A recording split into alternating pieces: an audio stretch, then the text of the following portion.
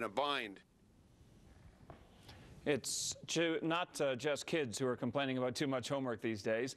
Parents also spend a lot more time helping their children do it during the evenings. Now one school board has decided that enough is enough, and that's in Toronto, where officials have just agreed on a brand new homework policy. Some of the highlights: younger kids will have less difficult assignments, and older kids will have no more than 1 or 2 hours of homework a day.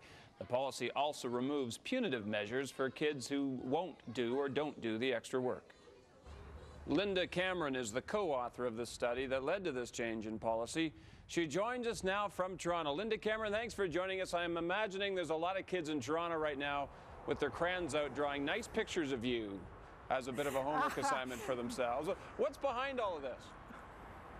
Well, we've been really concerned about the issue of homework. Parents have been asking for a long time and or have been concerned and expressing their dismay at the problems that homework has been causing in their family and for their kids. And so because there was no Canadian research, my husband Lee Bartel and I decided to do a study to find out what parents across Canada thought about the homework issue. All right. Now, there was a lot of buzz when Alfie Cohen's book came out about this issue. People saying, you know, homework is not producing the results that people think it does. And I guess you back up those findings? Oh, well, I absolutely do. And his book really created the activity with the media and parents questioning that caused me to get really concerned and to dig in and try and find out what was going on. You know, it's interesting to hear how parents are reacting to this, because some are expressing a relief, though others are thinking, you know, it's a tough world out there.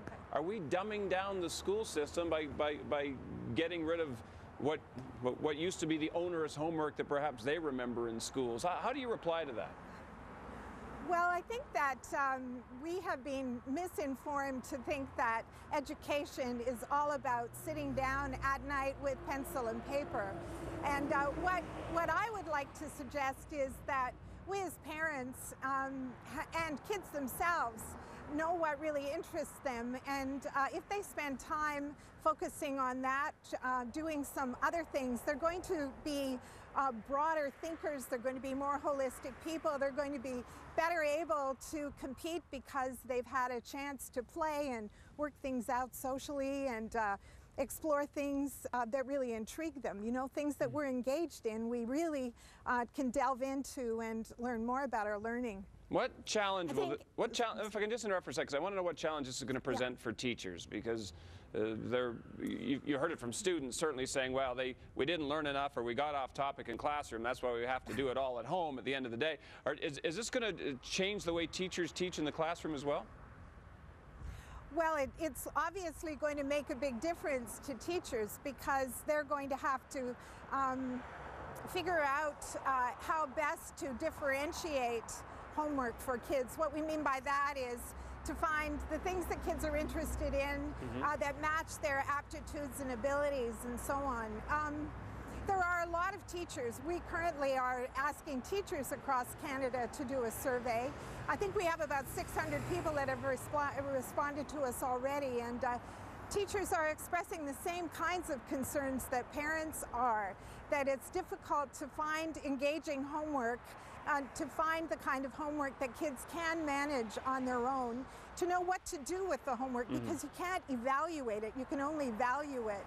So, you know, it's going to mean some collaboration, teachers planning and working together, which may be awkward, so that things are, you know, organized, that 5 teachers don't load on homework one night. Sure. It also, sorry, I'm going on. No, that's fine, and that makes perfect sense. And I think we should be clear about this. You know, kids out there are thinking, great, my video game time just went up by a big quotient. It's not as if you're wiping it out here. I mean, the highlights of this, of the recommendations are that homework for older students should be no longer than an hour for grades 7 and 8.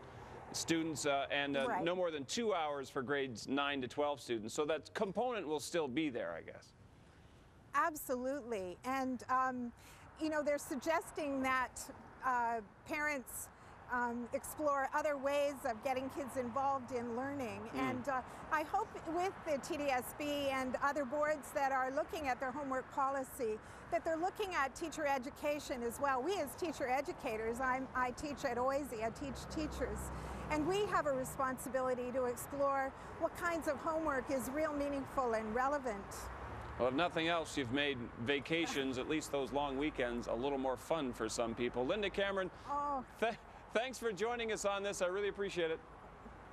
Well, thanks for having me. I'm really excited as a researcher to see my work actually hit the ground and become reality. I'll bet that's the case. We'll speak again. Okay, bye-bye. All right, coming up after a short break, we'll have an update on a massive polygamy investigation in Texas. Stay with us for that.